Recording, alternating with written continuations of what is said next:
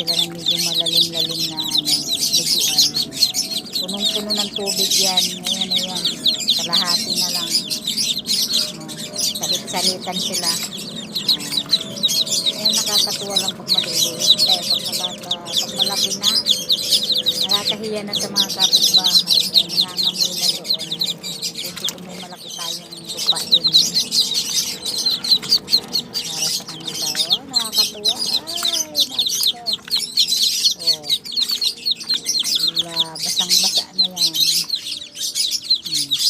Yun ang hindi mahirap alagaan eh. Kaya hindi nagkakasakit eh.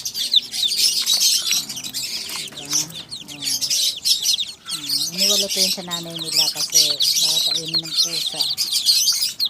Ganda sana inaakay kaso hindi pwede. Kawawa naman. Ay, thank you pa.